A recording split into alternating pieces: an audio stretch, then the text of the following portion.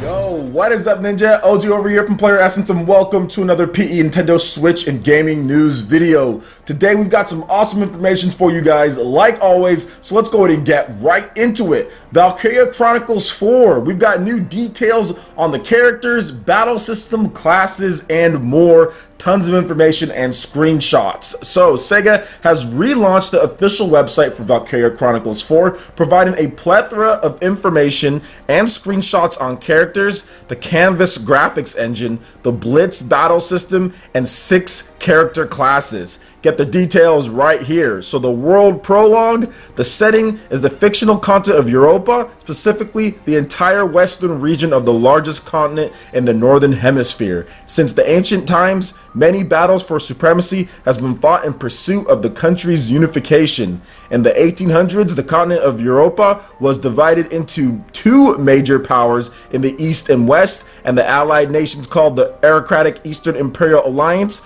which governs the country with an emperor at the center, and the Federation of Republic States known as the Atlantic Federation, which abolished imperial rule. Eventually, both powers fought over the mineral resource known as Ragnite, and in 1935, world affairs steadily worsened, and the Imperial Army violated the Non-Aggression Treaty and began advancing into the Federation. And the greatest war in history, the Second European War, which engulfed the entire continent of Europa, suddenly commenced. Now, there's more details as far as Valkyria Chronicles 4, what's going on in the game, each of the characters, what you'll be playing as, just different screenshots. There's just a ton of stuff. Some of the stuff that I've already went over, some new stuff as well, but there's just a lot of different things here, and it's really cool to see what they're doing with this game. Obviously, this game is coming to the Nintendo Switch next year in 2018, probably about mid 2018 or so will be coming. It's coming to the PlayStation 4 first in Japan, and it's also going to be getting an Xbox One and PC release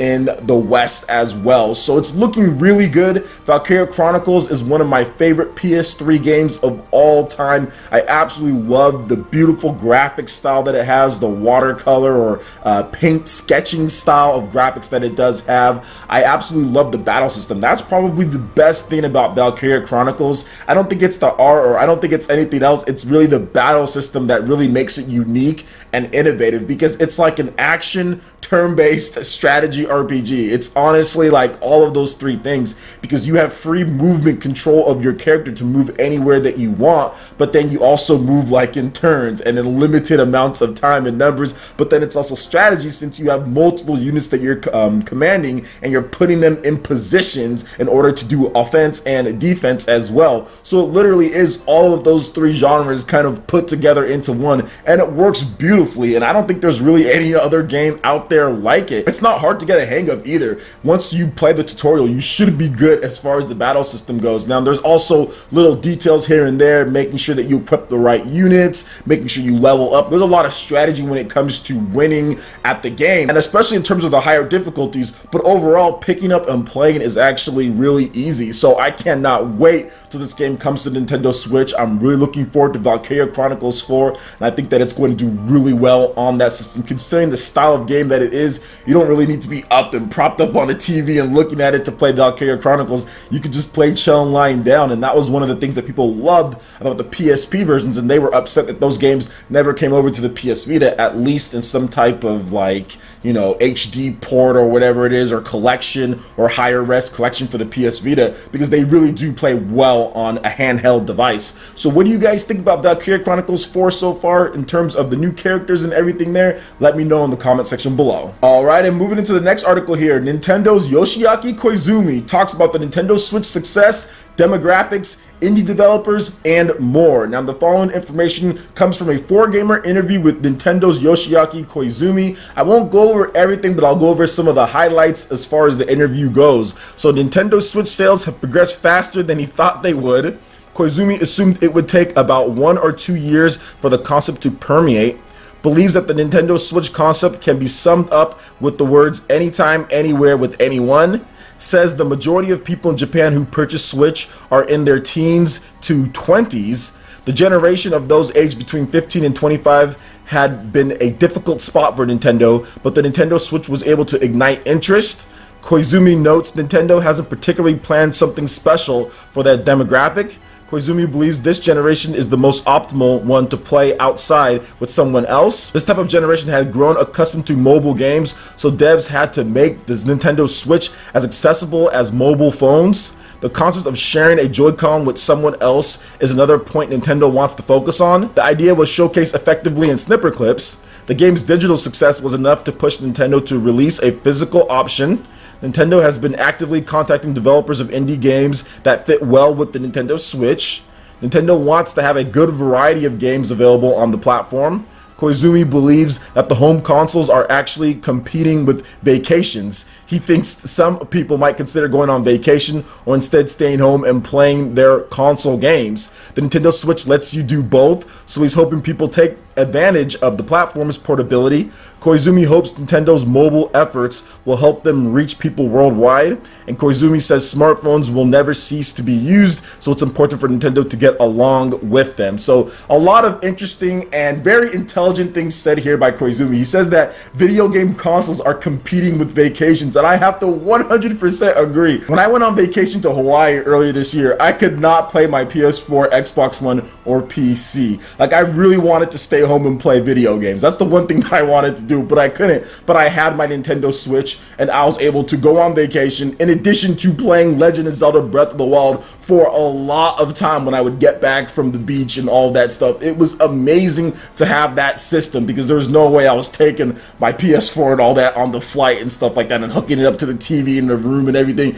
It just wasn't going to happen at all. But with the Nintendo Switch, you can do that. With the demographics, the mobile thing, that's what really all the people are raging about. And guys, believe it or not, I'll have another video on this later, but mobile is pretty much the future. Being able to take a video game anywhere you want is the future. Why be limited to only one place? It's the same reason why mobile cell phones are the dominating type of phone that people use today. Even at home, people still use mobile cell phones and don't get a home phone. It's the same reason why tablets are here, guys. We've had computers, we've had laptops, which you can take anywhere, yet they still felt the need to have tablets, even with mobile phones, even with laptops, even with computers. They still made a tablet, and tablets are still super popular because it's a handheld computerized device that you can take anywhere and you can use at home. Nintendo Switch, as far as what they're going with, that's definitely the future, what I see, and mobile tech is just going to get stronger and stronger, and Nintendo's going to evolve with that mobile tech. But like I said, I will have another video on that later. So what do you guys think about what Yoshiaki Koizumi had to say on the matter here? I would love to hear you guys' thoughts in the comment section below. I think he made a ton of sense. Alright, and moving into the last article here, Dragon Quest XI PS4 producer asks us to wait for a future announcement of details on the Nintendo Switch version. Apparently,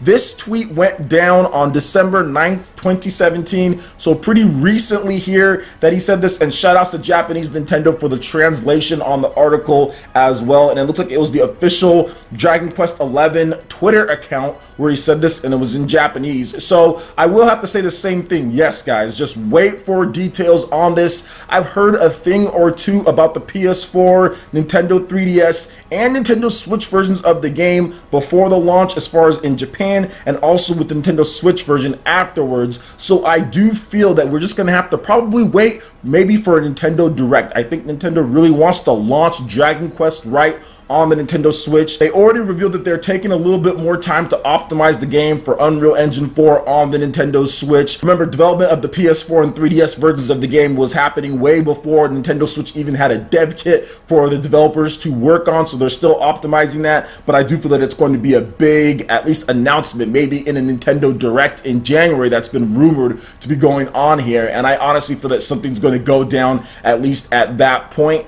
I'm really excited and interested in Dragon Quest when it comes to the Nintendo Switch version of the game, because like I said before, you have the PS4 and 3DS. We try to do all these things to rope you into buying two of them. You know what I'm saying? Like in Japan, you can buy a collection set with both of them. You can have some type of weird way to where you can do cross saves with them, but it's not intuitive at all. And the Nintendo Switch version just absolutely destroys that whole concept of buying both of those versions, unless you want to see like the retro style graphics that the 3DS has. But to me, like, they try to push crossplay and all that stuff and cross saves and all that with the PS4 and 3DS version, when Nintendo Switch is just right there that just has that. Like, you just have the same game right there. You don't have to worry about all of that.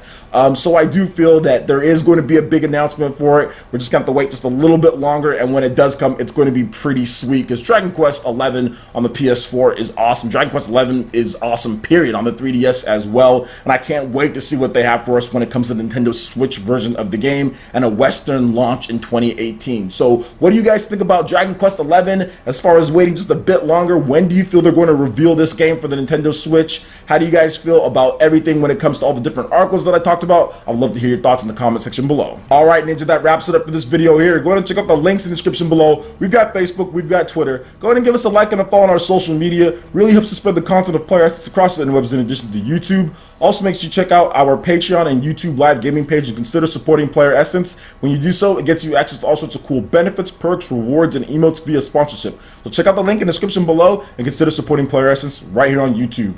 Hit that like button if you did like this video. Lets me know you guys want more content like this going forward in the future. And subscribe to Player Essence for the latest RPG, Japanese, and Nintendo gaming news. Thank you so much for watching, and we'll catch you for the next video. Peace.